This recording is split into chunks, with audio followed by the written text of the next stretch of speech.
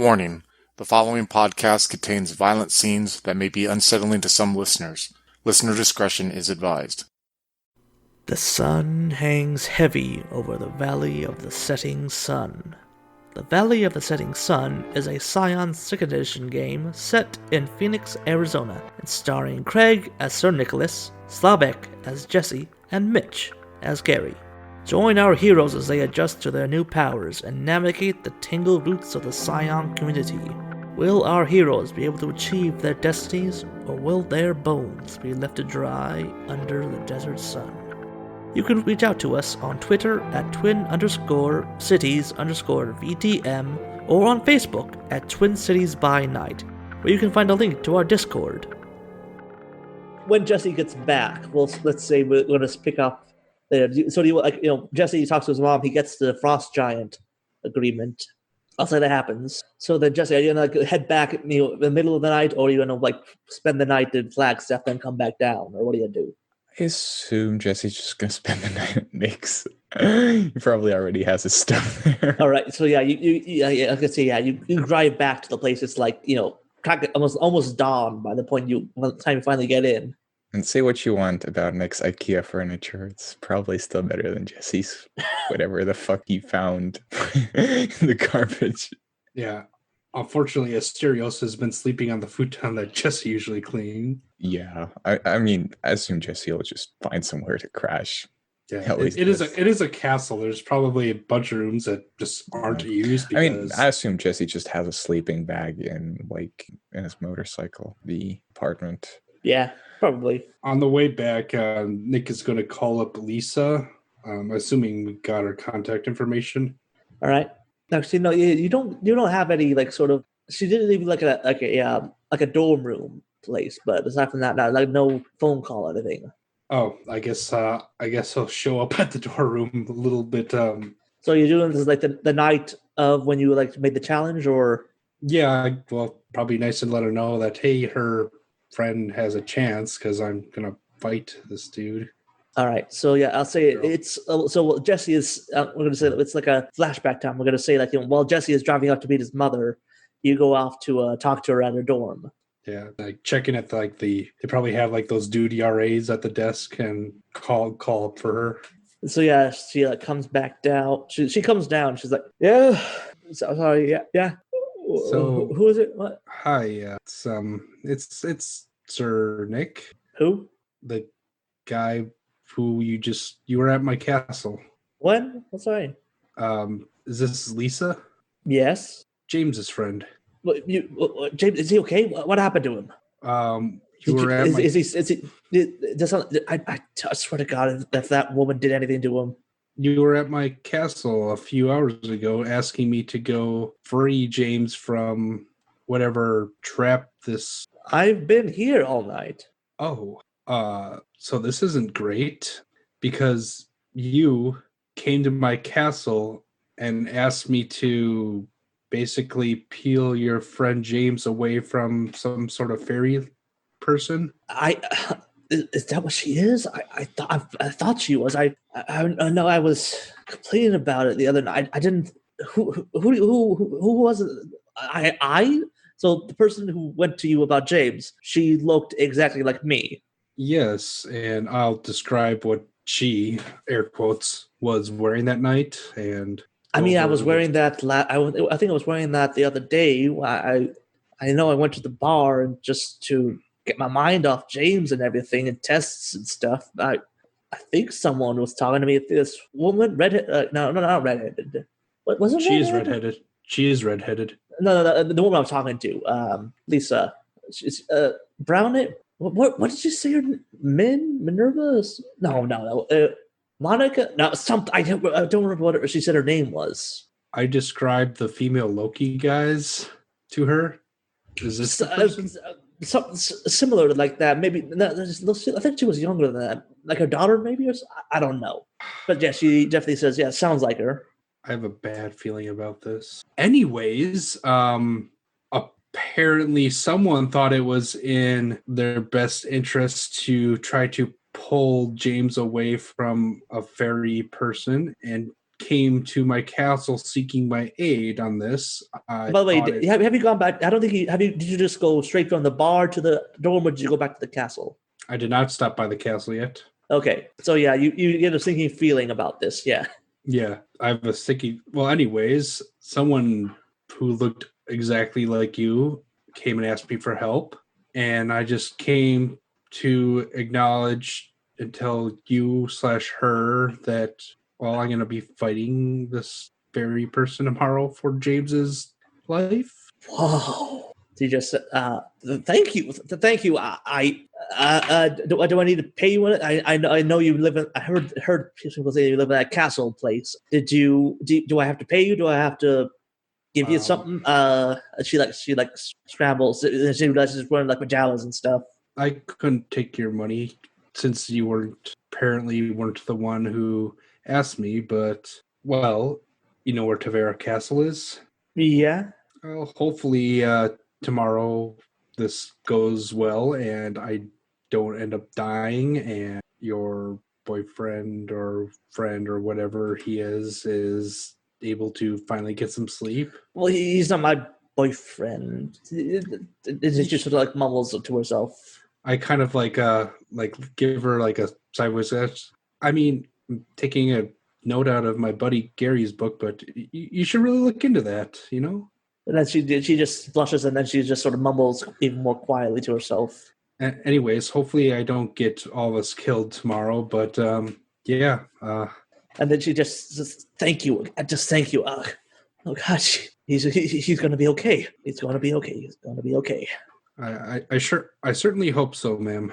He kind of like is not willing to impart the knowledge of what exactly is going through his mind right now, but all right. And he'll head back to the castle. All right, so yeah, you head back, and looking around, everything looks normal. I guess I let myself in. So yeah, when some of the knights greet you, it's like, hello, sir. Who's all here? Mel's still here. All of the knights, Arcade, Mavis, other names I can't remember what you said they were. And the Minotaur went to sleep over in his futon room, I think. Did Jesse get back yet? No, he has not contacted us yet. Which one of the knights am I talking to? I'll just Sir Arcade. Let's just go with Sir Arcade. Well, it seems we're having a tournament here tomorrow, or a tourney. Close to today now, as Nick checks out his watch. Well, better than a party, I guess. Excuse me, sir. We're hosting a tourney. Correct. Okay. I recall giving you giving your word to our friend Jesse that you'd be participating. Yes. And then you see, like, I did not think it would happen so soon. Neither did we, but let's just say it was for a very good cause. Very well, sir. Do you need... okay, so we shall have to start organizing it. We shall have to see what supplies we need. We need some dulled weapons if people want to use those. So what are the rules? Is it to the death, to the yield, first blood? What is it? I think it's to yield. Okay, so then we have to get some dull weapons for use. He just rambles off like a whole list of stuff you'll need. Yeah. I mean, everyone can use whatever weapons they want in the tourney. They just have to make the opponent surrender and not kill him. Yeah. I guess Sir Nicholas will stay up and help plan because he kind of volunteered his rounds for it until Jesse gets here. So, yeah. Do you check on the Minotaur? Do you check on anyone else, or do you just concern yourself with the... Well, considering what may or may have not snuck into his castle just a few hours earlier, Nick is going to kind of like put his ear up against the door to see if he can hear cow snores. It's quiet. Quiet. He'll kind of crack the door a little bit. You don't see anything. You see like the futon, but it looks empty. Hey, Sir Arcade, you said Asterios was here? Well, he went into the room to fall asleep. I haven't really checked on him. He went to sleep about a couple of hours ago. Sir Nicholas will open the door and it is completely empty. Can you check the bathroom downstairs and I'll check this one? All right, yeah. You go check and you don't find anyone. Yeah, Jesse will probably arrive as we're just like like tearing through the castle trying to take an assessment of who's actually there. So yeah, you wake up Mel, who's half awake now, with got hair all messed up, clothes all disintegrated, one of your old sweatshirts on. Did you see Asterios? What are you asking this? Mel? No. Last time I saw him, he was heading off to bed a couple hours ago after you guys left. He just said he was tired, wanted to sleep. Had a big bowl of vegetables and stuff, big salad. He didn't leave, did he? I didn't see him leave. Honestly, the only thing I noticed was this big old fly kept on bothering me. Now, Sir Nicholas is terrified that maybe Loki could take fly form or something. He doesn't know, and he's gonna call Jesse, who may or may not be able to hear him on a motorcycle. Yeah, he has magic Bluetooth. It's fine. I'm pretty sure Gary set him up. Jesse here. Where are you?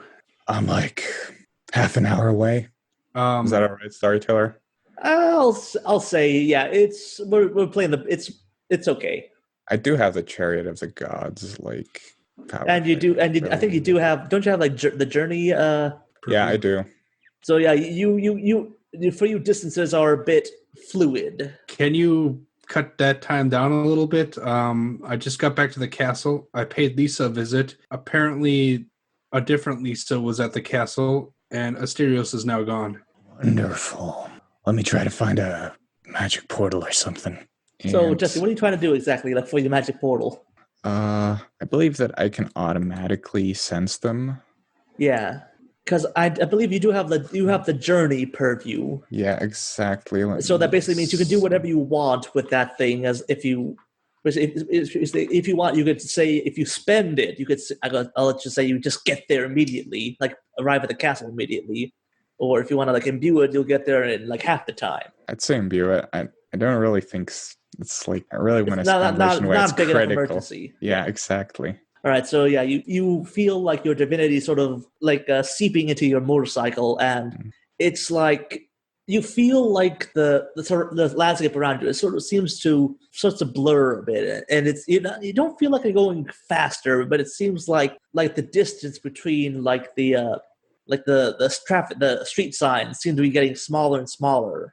And so yeah, you arrive back at the castle in half the time it took you to drive the first way. Hell yeah, record time. Sir Nick, Mel, all the knights are practically tearing the place apart, trying to find Asterios. See if they maybe got scared and went hiding somewhere. So yeah, you find hairs and traces and stuff, and one of the knights, I'll say the one who knows a bit more about the magic kind, but it definitely says that there's some sort of weirdness going on with the the futon room. Mel, do you know anything about this? I mean, this place is very, very well warded. So I get it'd be hard to open up a portal or something into the place. Suppose if Loki or whatever, it definitely has the power to do it. But I guess if we got inside and made a portal inside the wards, it'd be easier. And I guess would say someone, let's for argument's sake call this person Loki, had the ability to just cut holes in reality using, say, for the sake of argument, we'll call it the Father of Knives. Do you think that would work? Well, I suppose you can some spells you can sort of leech. You can if you use the focus of something, I suppose you could use a knife as the focal point of a spell to make a bridge. I guess you could. It's theoretical. I personally wouldn't try it, but then again, I'm not a god, so what I wouldn't try is a lot. Sir Nicholas sits down and puts his head in his and just looks visibly upset about this. It happened again. Shit. He's in my charge, and it happened again. And then you see Mel just sort of pat you on the back. Look, Nick, trust me, it is not your fault. If it really was Loki, then that asshole's been tricking people for millennia. They have a lot of experience, and they have more. And trust me, I should have seen this coming myself. Let me think about it. a Minotaur. He was already trafficked and stuff, already wanted by the gods. I should have put wards around him to prevent, people from finding Loki from finding him or something. Maybe something like keep him here. I didn't want to do that because he might get scared that we're trying to keep him here or stuff. There's a lot of things we could have done, but it doesn't matter because we have to focus on what we can do now. Twice in 1 month, though. It's like we're just a bunch of idiots here. Well, I wouldn't call you big idiots. I mean, you did help me out, my neighbor with the nightmares and stuff. That was pretty good. Yeah, now I have to fight this Fae person, or else I'll end up in servitude for a year. By the way, that still has to happen tomorrow. Wait, so wait, what? You're fighting a Fae? What? Well, I was telling Sir Arcade about the preparations we have to make. That still has to happen. What, you having a tournament here or something? I look at Jesse. Yes, we are. You interested in joining? Probably not. No offense, but things can get a bit rough. We do welcome spectators from the supernatural. Yeah, no, I'm not big on the combat magic stuff. I mean, it would be not. I can throw a fireball-ish, but it's not my wheelhouse. If I'm being Winner honest. gets to fight a frost giant. Just putting it out there. No, thank you. No, thank you. Certainly kind of puts his head in his hands, says he actually doesn't want to fight a frost giant if he doesn't have to. So, yeah. Well, that's the beauty of it. If you don't want to, you can just yield. All right. So, yeah, Mel, okay. So, we got a tournament tomorrow.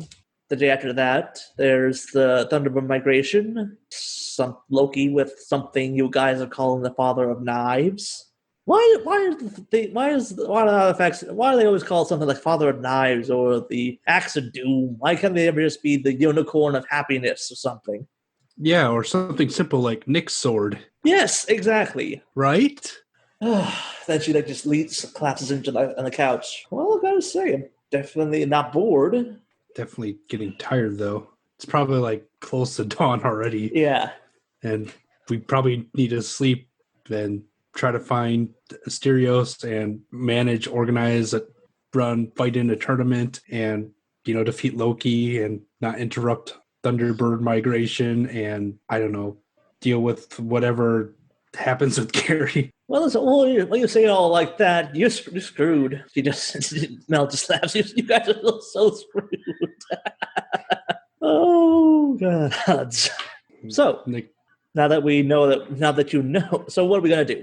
What am I going to get unscrewed about this? Well, I'm sorry, but I just was drying for 4 hours, and before that, I was in a club. So I think I'm just gonna go to sleep for at least a couple hours. I'm not sure I could be any use fighting Asterion anyway.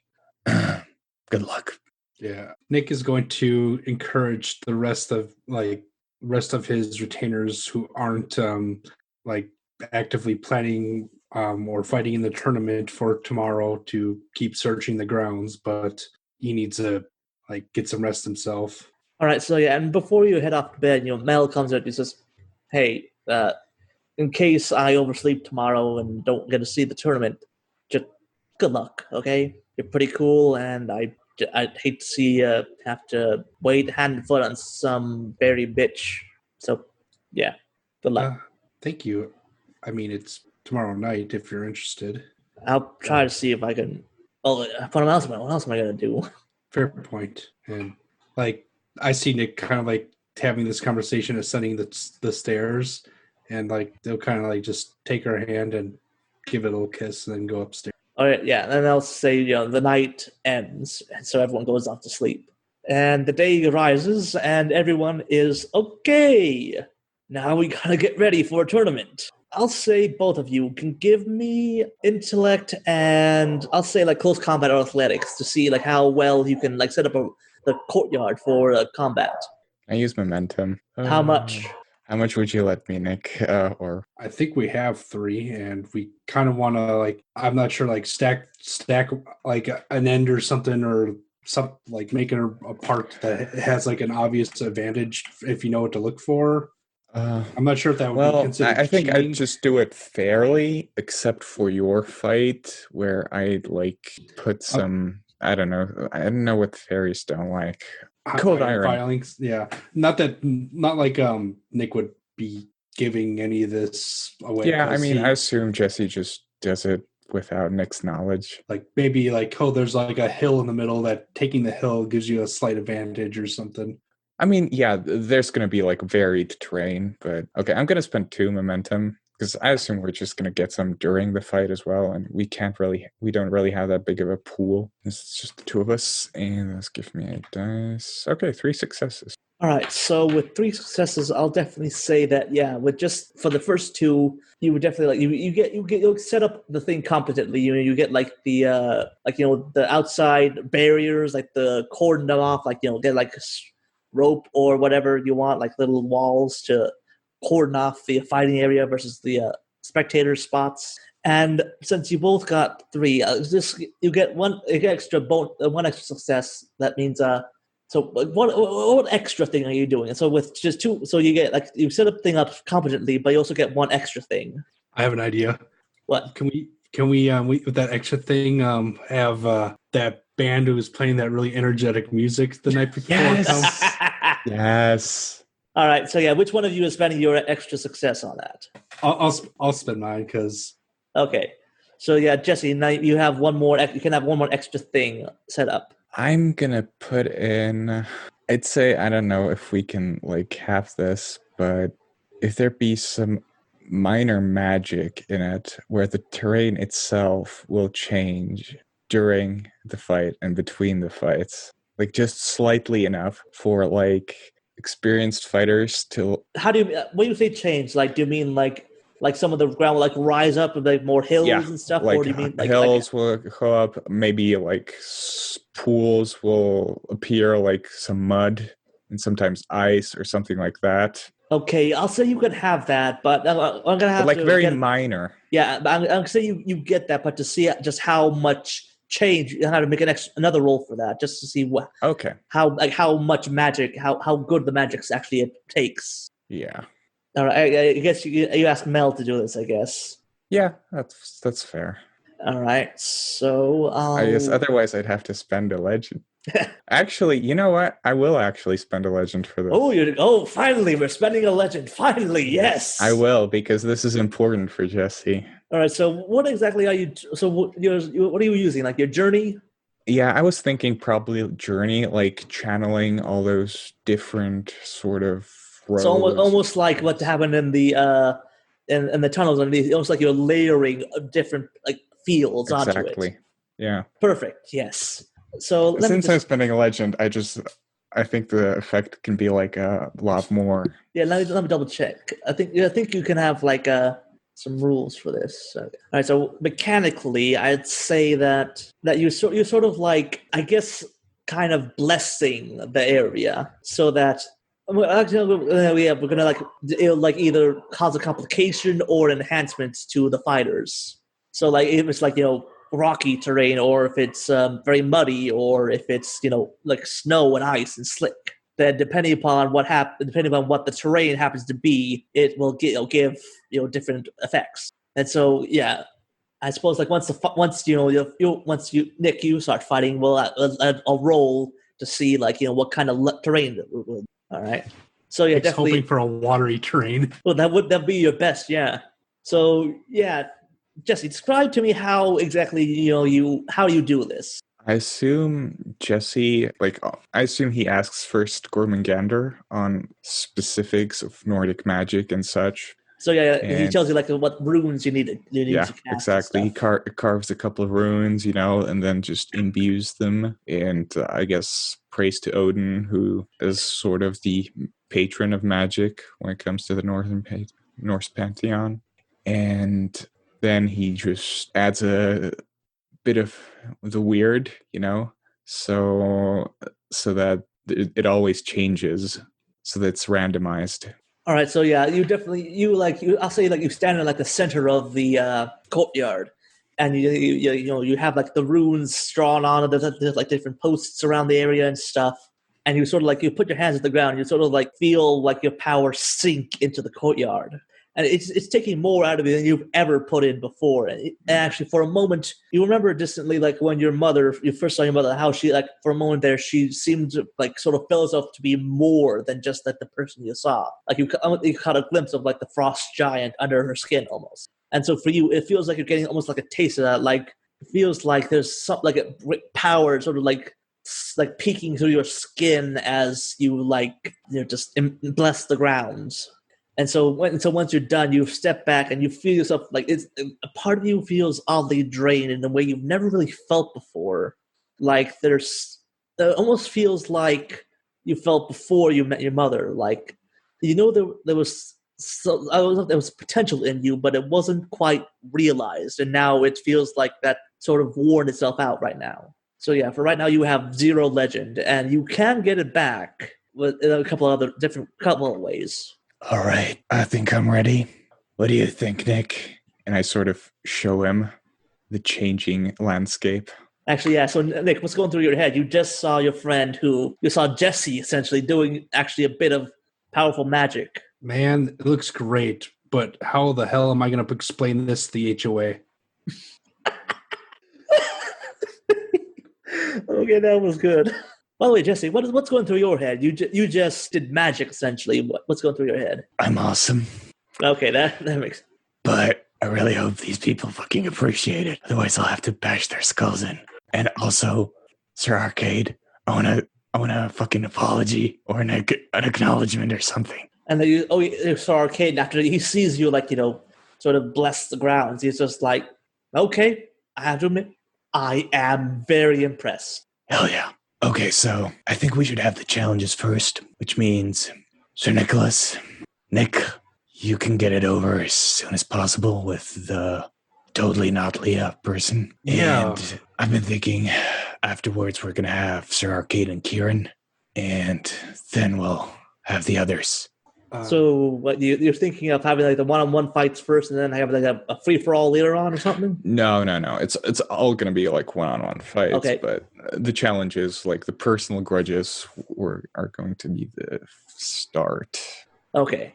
A lot of times, like during tournaments, they would, do the personal call-outs. Once, like you could call someone out specifically, or you could say, "Hey, any of you Celts who want to have a whack at me with maces or whatever," or call like a particular family over a feud. All right.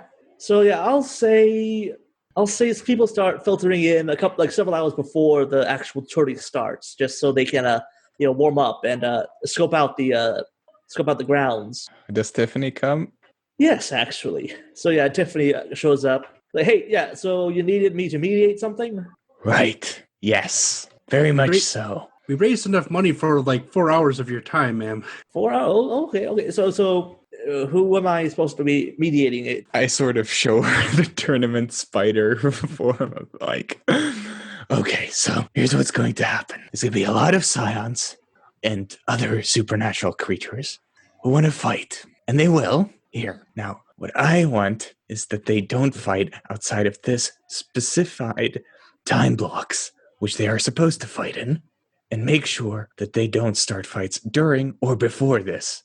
You called me here to officiate a fighting tournament. Yes, because the alternative was me doing it, and then I couldn't fight, which would be terrible. We did hire you. She just looks completely confused for a bit.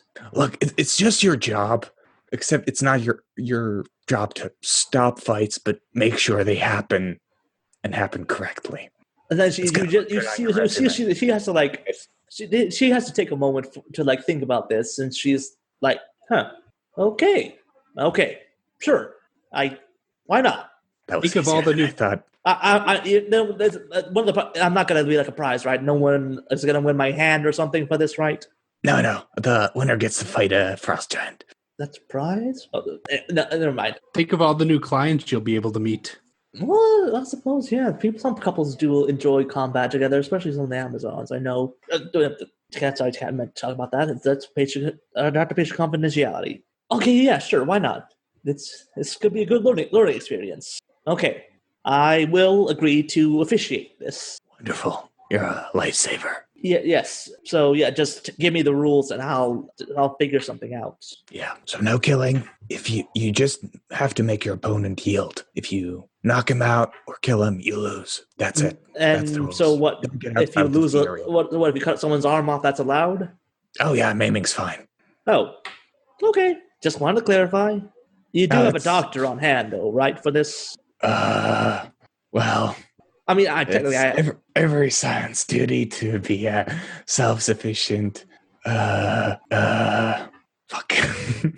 And then then you see like a frown. She just looks at you, disappointed. It's like, you didn't really think this through all the way, did you? Well, it was supposed to happen after the Thunderbird migration, but it got. And then I just started sort of whisper into her ear about the Faye situation. And then once she hears about blonde woman and James, she instantly she's in for this. She's like, okay, I got this. If you take someone like that down, I am with you 100% for this. Well, I should have thought of that angle from the start, but thank you. All right.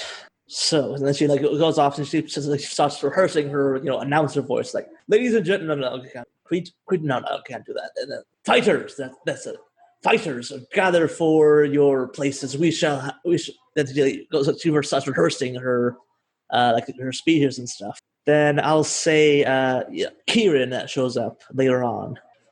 Hey Kieran, how's my favorite Twitter doing? How many others do you even know? Well, you're the only one. That's why you're my favorite. Anyway, so, funny thing. I was talking with Sir Arcade there. I sort of point out one of the knights there, which is going to be, I assume, Sir Arcade. But, since he might have armor on, I'm not sure. And he's going to be challenging you in round 1 of the tournament. Apparently you guys, Lady of the Lake, you guys have a grudge or something. Yeah, it wasn't really me. It was like my parents' generation, not my father. Obviously, it's quite a bit older, but it was a big thing over in the UK area. Bad blood, I guess. Something about finding Camelot and turning into a tourist distraction or something. Well, good luck anyway. The arena is something really special. I hope you'll enjoy it. Right. So yeah, and then he gestures behind him, and then you see Finn actually come up behind, come up the path behind him. And Finn, as soon as he sees you, he's just like, "You're fighting, right?" Hell yeah. Good, because I want a rematch. All right. All right. And this time, I'm gonna make sure you're going down, Titan Spawn. And Kieran sort of shove him a bit. Oh, this is gonna be lovely. So yeah, and then as in behind him, you see Koshi actually sort of pop up. He says, "I'm just here to observe. I vind that Finn on his own tends to get out of hand." Fair enough. Well, the viewing gallery is up there near the charming doctor. Try not to get hit by any stray projectiles. I give him a thumbs up. Then he walks off. Right. Do you guys want to talk to anyone else, or do you like? No, I assume there's just camps, small places for each of the pantheons that are there in case there's more than one or whatever. Yeah, and then you see more of a lot of the a lot of the rough figures we met in the pit last night start showing up, and then you see some other ones sort of the word is spread a bit about the sudden fighting tournament going on. There's a lot more showing up, and you have to how do you screen them? How do you screen the people who just show up? Well, I'll have Gormangander screen them, honestly. So you can have them just go get big and. Yeah, just go big and have a go. If he thinks they're too weak, that they don't deserve to be there. All right. So yeah, now I'm just picturing a dude half hanging out of his mouth and be like, "Yeah, no, he sucks," and they just spits him back out. Yeah, that's basically what it is. So yeah, after several people go home covered in snake slobber or being knocked over by its tail, you have a sizable amount of people show up. All right. So what are you two yourselves doing to prepare for the fights? Like, what are you wearing? Like, putting armor on? Are you, doing any special precautions? What are you doing? Well, Nick probably called his mom and left a message to let her know that this is going to happen, and said it was for a very good cause, but doesn't really say what that cause was because he doesn't want her to worry, but still thinks that like she should know, like, hey, your Scion's son is, out of commission for the next year because he sold his service to a fae in case he loses. But he leaves that awkward message with his mom, and he's kind of like rummaging through his closet trying to find like something like close to armor, and I think he comes out with like his leather jacket being the closest thing he could find, and some like army surplus boots or something. Or and no, you see like Sir Arcade, come marching by, and like he's got his half armor, half on. It's like, sire, you do know we have an armory. What? Where? That he leads you deeper into like the castle. He leads you to a spot and put him well into bed that you sort of half remember, like when you first toured the place. So it's like one of these big reveals, like, hey, we just open this door that looks like a closet door, and yeah, exactly. It's like bits of like plate mail, chain mail, bulletproof vests, a couple of places, all kinds of stuff. I might need some help picking something out. Of course, sire. I don't know if I want to make a roll for this, but I'm not sure what. I'm basically like, I'd say probably iron, probably something iron. Yeah, I'd say give me a intellect plus close combat to see if you manage to find the good enough set of armor. I'm going to use our last bit of momentum on this because I don't have very good smarts. Okay. 3 successes. All right, I say that's enough so that you manage to find like like a good old like suit of iron armor that will protect you and stuff. So just all decked out in like just the most ironest of armor, which he feels he can still move around in, that he can manage. Nick's gonna kind of go like strutting around the property, just trying to get used to it and kind of like keeping an eye open for Mel. Okay, so Jesse, what are you getting? Are you gonna dip into the armory as well, or are you just going to? What are you doing exactly? Jesse is probably going to be trying some Norse rituals that he heard from Jormungandr.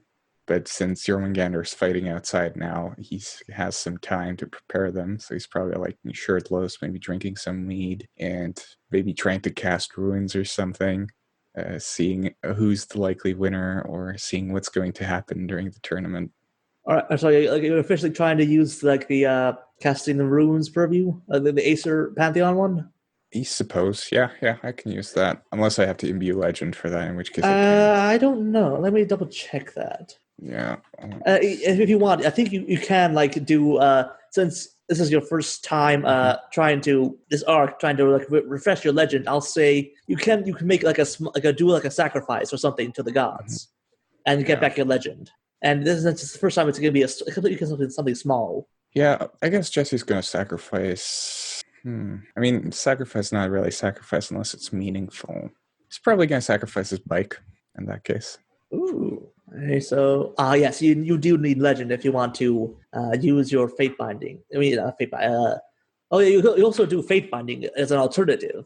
So you can either choose to make a sacrifice, or you can accept fate binding, which is something we can talk about and discuss what you want exactly if you want to do that. Like you can have basically someone will come into your life again and again and just be part of it. It could be someone who's like, it could be a lover, it could be a rival, it could be someone who just always happens to get under your feet.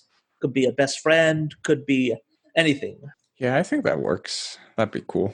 Okay, so I assume like Jesse wants to sacrifice the bike, but then like something stops him, and like it's like an alternative or like a different. So it's like instead of like sacrificing, you sort of open yourself up to like fate, exactly. I guess. So yeah, you open yourself up to fate. So yeah, the sun finally goes down, and Theophania comes up and is like, fighters. Mortals and fae of all kinds, welcome to the tournament. And she pauses a bit. She realizes there's no name for this thing yet. We are gathered here today to fight and for the glory of combat. And the winner of this tournament shall have the honor to face off against a frost giant in one-on-one combat. The rules are simple. Make your opponent yield. There can be no deaths and no unconsciousness. Causing either will cause you to lose the match. Aside from that, there are no rules. Now let this tournament begin, and may all fight to their best. Scion is a very special story arc for me. While I was a Twin Cities by Night fan from the very beginning, it wasn't until I was invited to a Scion one-shot playtest that I got the opportunity to formally join the game. If you want to check it out, listen to Scion, A Light Extinguished, and its sequel, The Siege of Shadow Valley Ranch.